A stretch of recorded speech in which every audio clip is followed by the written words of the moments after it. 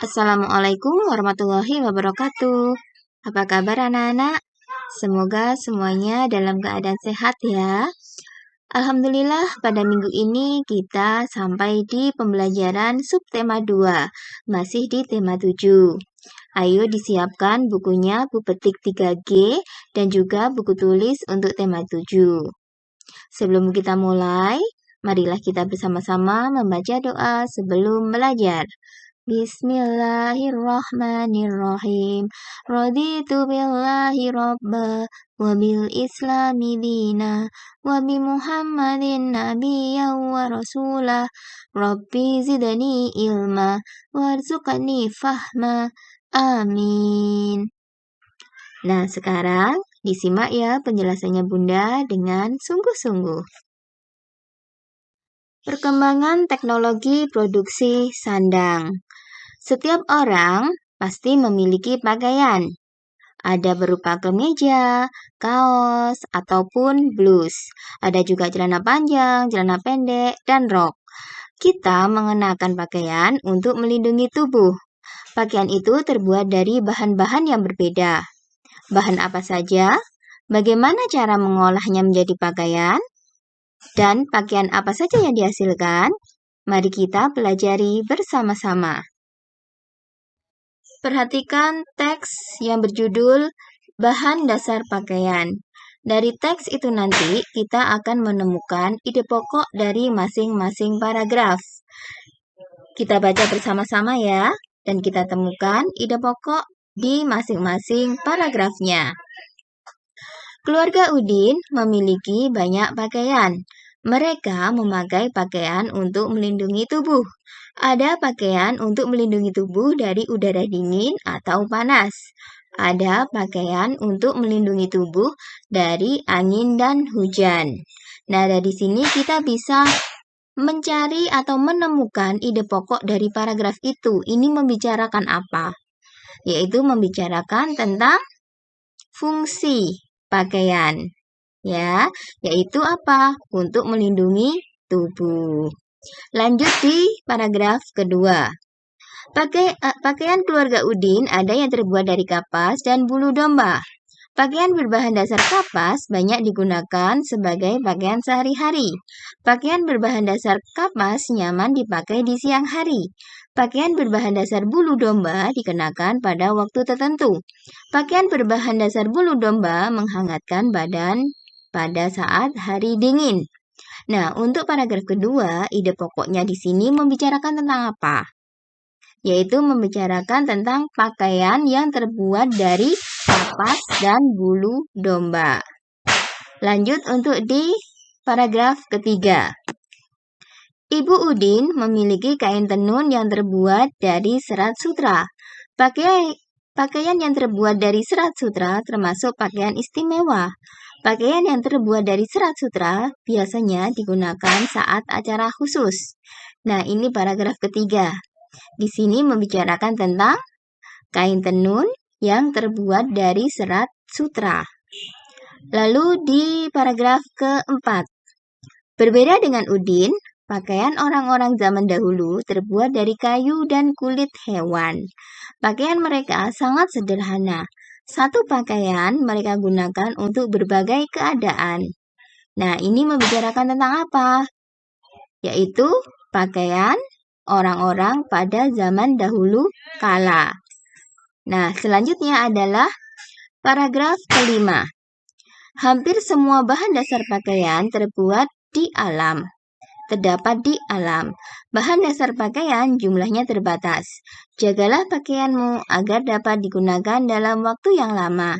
Tuhan menyukai orang-orang yang menjaga apa yang kita miliki. Di sini membicarakan tentang bahan dasar pakaian itu banyak terdapat di alam.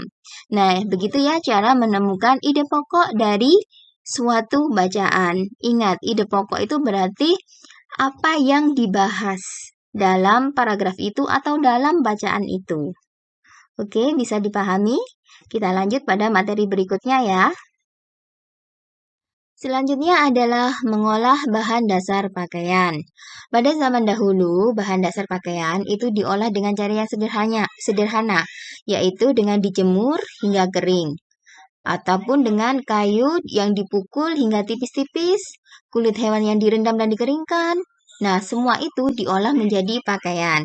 Nah, sekarang saat ini bahan dasar pakaian itu diolah dengan cara yang modern. Bahan dasar diolah menjadi serat. Serat dipintal menjadi benang, lalu benang ditenun menjadi kain. Semua itu dilakukan dengan mesin yang canggih.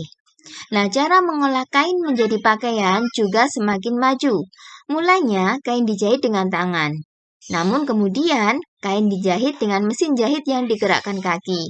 Nah, sekarang di zaman modern ini, kain dijahit dengan mesin jahit modern. Di sini tampak Bunda sudah memberikan gambaran menjahit dengan tangan, menjahit dengan mesin jahit tapi digerakkan dengan kaki, dan mesin jahit yang sudah modern. Ya, jadi dengan menggunakan mesin.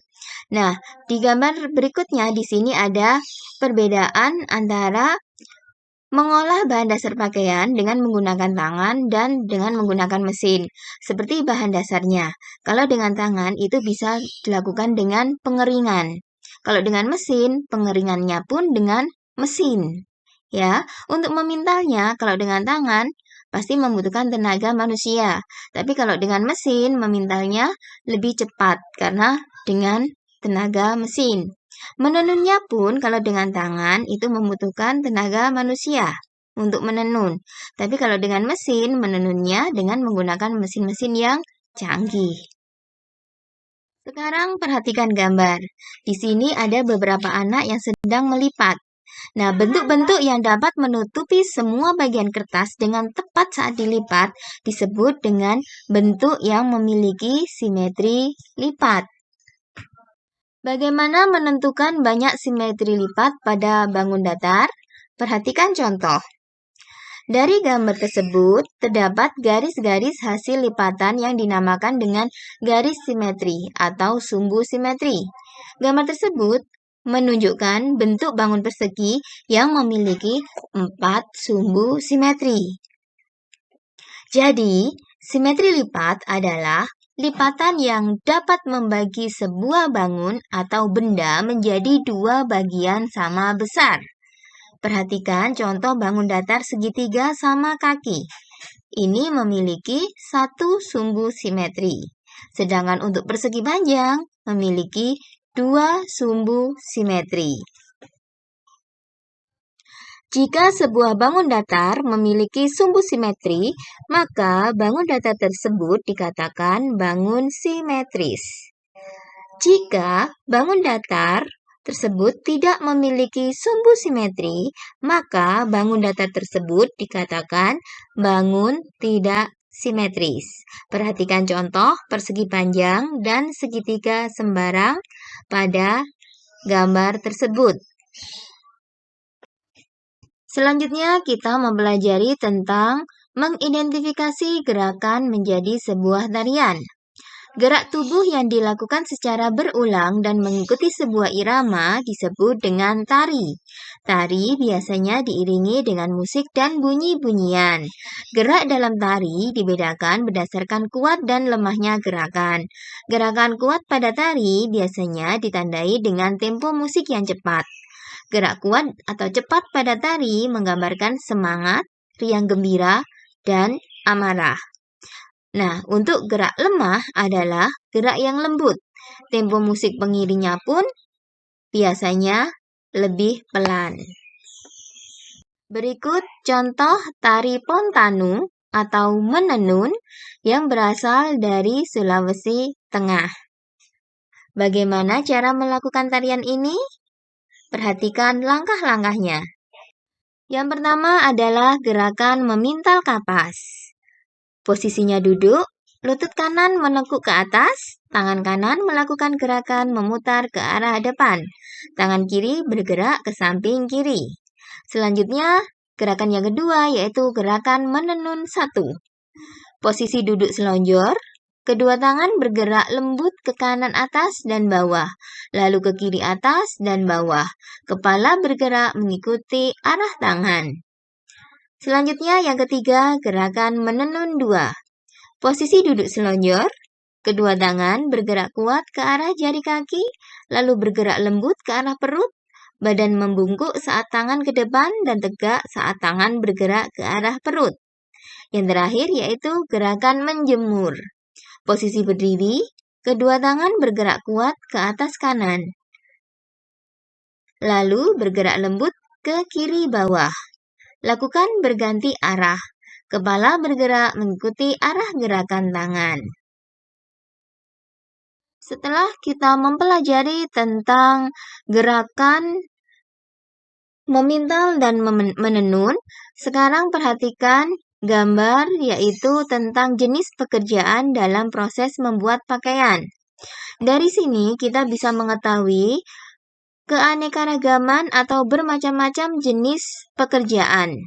Mulai dari petani bunga kapas, lalu juga ada pemintal kapas, ada penenun kain, ada pembuat pola baju atau desainer baju, dan yang selanjutnya ada penjahit baju. Baru jadilah sebuah baju atau pakaian. Nah, di sini nampak keanekaragaman jenis pekerjaan.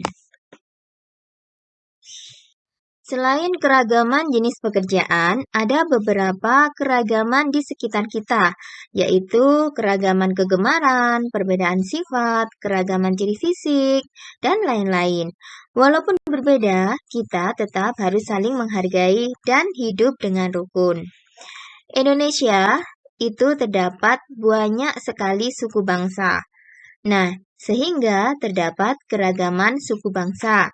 Setiap daerah pasti memiliki pakaian tradisional dengan ciri khas masing-masing. Kita harus melestarikan pakaian tradisional atau pakaian adat agar tidak punah. Caranya adalah dengan bangga memakai pakaian adat dan kain tradisional. Berikut adalah contoh kain adat yang ada di Indonesia. Contohnya di sini adalah kain songket yang berasal dari Melayu. Lalu ada kain sasirangan yang berasal dari suku Banjar di Kalimantan. Juga ada kain batik berasal dari Jawa dan kain tenun berasal dari Nusa Tenggara.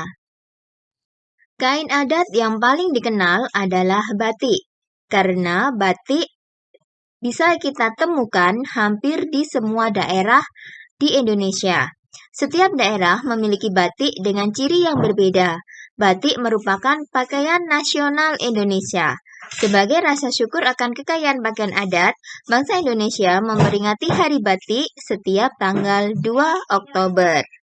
Nah, itulah pembahasan Bunda untuk pembelajaran 1, 2, 3 di subtema 2, tema 7. Kurang lebihnya Bunda minta maaf. Bunda akhiri. Wassalamualaikum warahmatullahi wabarakatuh.